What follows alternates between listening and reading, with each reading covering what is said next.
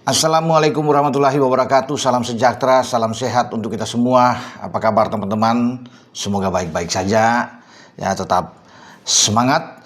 Dan kali ini saya akan bicara soal persiapan Persib Bandung yang akan bertarung di AFC Champions League 2 di grup G, di mana Persib sedang memimpin klasemen sementara dengan 7 poin. Dan tetap dia masih diintip oleh Bangkok United dan juga dengan Lion City Sailors. Tapi kemenangan melawan Selangor di Petaling pada Kamis ini itu akan membuat Persib lebih nyaman tentunya di puncak klasemen, karena dalam pertandingan bersamaan juga di Stadion Bizam, markasnya Lion City Sailors, ya, mereka akan menjamu Bangkok United. Ya, mereka sudah kalah dari Bangkok, dan kalau sampai pertandingan ini Sailors kalah, ini lebih memudah bagi Persib untuk melangkah ke fase berikut. Atau seandainya pertandingan tersebut berakhir imbang antara Sailors dan Bangkok City, ini juga lebih aman bagi Persib Bandung. Yang dibutuhkan oleh Persib adalah 3 poin. Memang tidak mudah, walaupun dalam pertandingan pertama di GBLA itu Persib bisa menang dengan clean sheet 2-0, tetapi tetap ini pertandingan yang membuat mereka harus fokus, konsentrasi betul, karena bagi Selangor mereka ingin bangkit dengan kekalahan demi kekalahan yang mereka alami ya di grup G ini, tidak pernah menang, membuat tim asuhan Christophe Gam harus bisa memenangkan laga melawan Persib. Mereka tahu sulit untuk mengalahkan Persib setelah mereka tidak bisa berbuat banyak ya di markas Persib, kalah. Tetapi kali ini mereka akan coba melakukan hal yang terbaik, tentunya untuk menggempur pertahanan Persib Bandung. Apalagi Persib punya penjaga gawang yang sedang bagus-bagusnya, Teja Paku Alam, yang belum bobol dalam 5 pertandingan terakhir. Ya, 2 diantaranya terjadi di AFC Champions League 2 saat mengalahkan Bangkok dan mengalahkan Selangor. Kemudian ada 3 pertandingan di Liga Super di mana Teja bermain luar biasa. Mereka bisa mengalahkan PSPS Bia, kemudian dengan Persis Solo, dan terakhir kemenangan melawan Bali United. Itu yang membuat bagi tim asuhan Boyan Hodak ini menuju ke Selangor ya, atau di Petaling dengan penuh percaya diri untuk menghadapi Selangor setelah menuntaskan pertandingan melawan Bali United di Iwayan Dipta, stadionnya Bali United juga. Ini tidak mudah, tapi ketika mereka tidak kebobolan, berarti pertahanan Persib sudah teruji dengan benar. Nah, bicara soal pertahanan, saya tertarik melihat dengan satu sosok pemain yang terus menjadi andalan bagi Maung Bandung, ya, yaitu Federico Barba. Pria asal Italia ini itu menunjukkan penampilan yang luar biasa di jantung pertahanan Persib Bandung, dan dia pasti akan dipilih lagi oleh Boyan Hodak untuk pertandingan melawan Selangor. Keberadaan Barba ini menjaga stabilitas yang kuat di belakang. Dia sangat konsisten bermain, unggul dalam segala aspek. Mau duel udara oke, one on one dia tetap bagus, intercept. Ini pemain tacklingnya, ini pemain yang sempurna. Ya, bagaimana Persib bisa mendapatkan Barba ini yang membuat saya pikir saya memberikan apresiasi luar biasa atau acungan jempol bahwa lini belakang Persib itu terjaga dengan baik ketika di sana ada sosok Barba. Nah, kedalaman Persib ini yang membuat Barba juga itu lebih aman tentunya ya. Karena kan kalau ditakutkan ini bermasalah atau dia mendapat kartu merah misalnya, atau 2 kartu kuning yang terjadi di sana, cedera, akan berbahaya tentunya bagi Persib. Tapi Persib punya pemain-pemain yang bisa membackup Barba dengan luar biasa. Julio Cesar, Patricio Maticadi. Ini Maticarding pemain yang sangat bagus juga, yang bisa dikawinkan, dipasang terus dengan Barba, termasuk dengan Julio Cesar. Jadi itu menjadi inti kekuatan bagi Persib.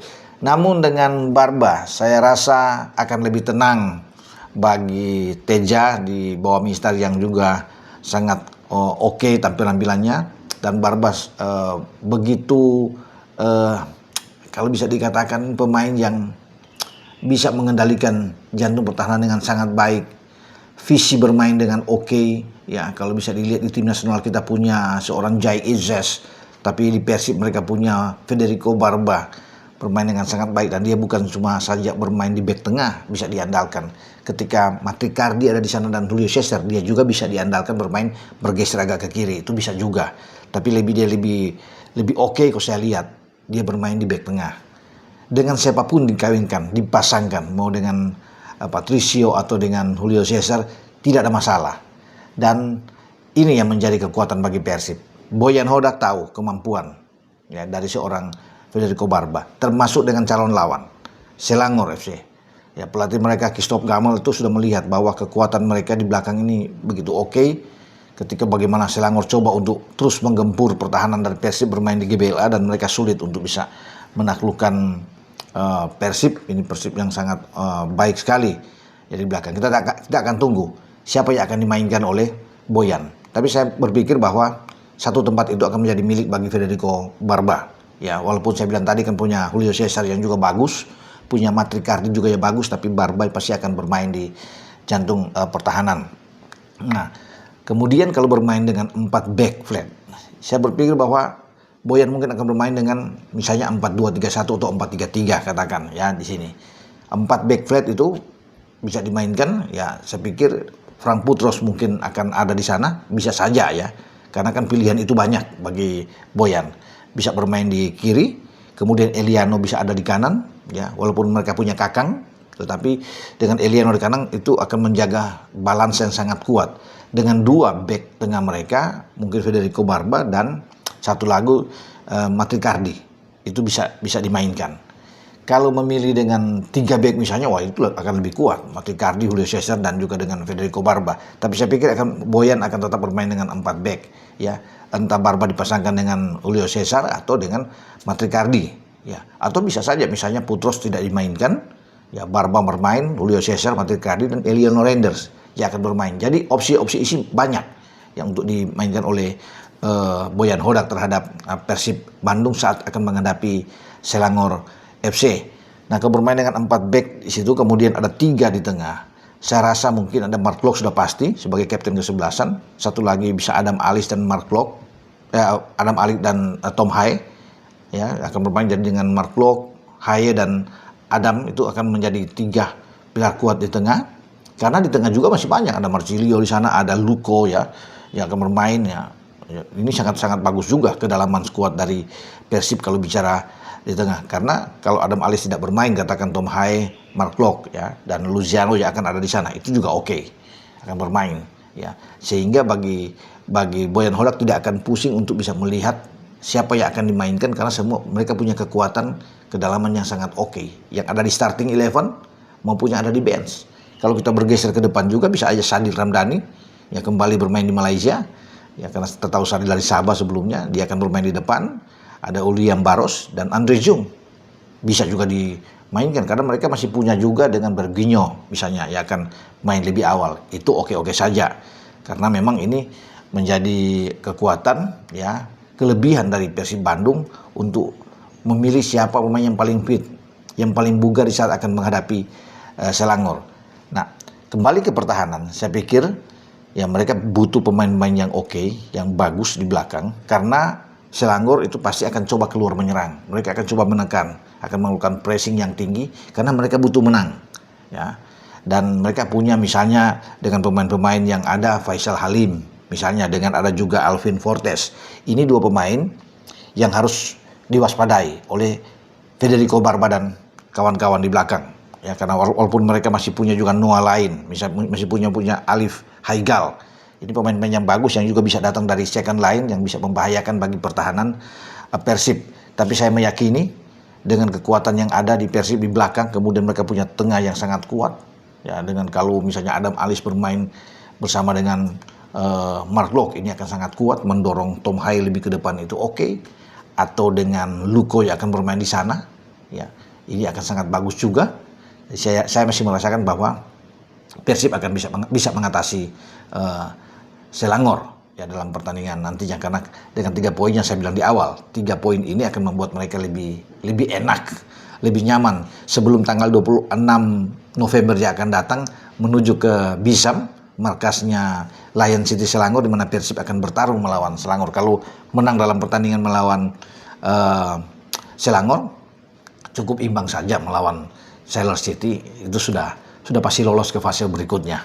Ya, bagaimana bisa ya membayar kegagalan pada musim yang lalu bagi Persib, tapi sekarang ini pada saat yang tepat bagi Boyan Hodak untuk membawa Persib itu terbang tinggi. Dan Boyan Hodak kembali ke Malaysia karena ini menjadi seperti rumah dia. Dia punya istri, ya ada orang Malaysia tentunya, punya anak juga di sana, dan dia senang tentunya balik karena dia punya masa ya enak ketika di Malaysia dengan GDT ya, Johor Darul Taksim, punya ada di Kelantan sana, ada di Kuala Lumpur FC ya.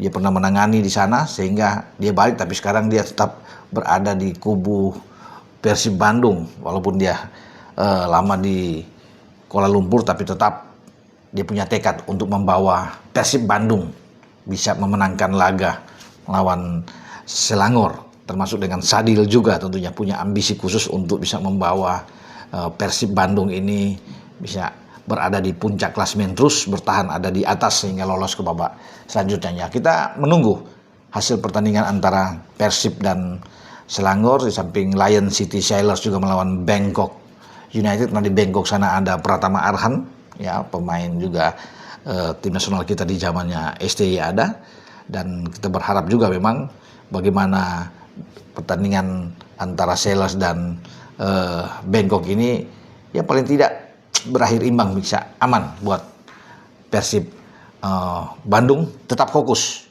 melawan Selangor yang ingin bangkit tentunya. Dan saya rasa Boyan Hodak tahu soal itu ya, dia memahami benar apa yang harus dilakukan terhadap Persib Bandung di saat membutuhkan poin di Petaling markasnya Selangor FC. Dengan saya Bung Ropan, ciao.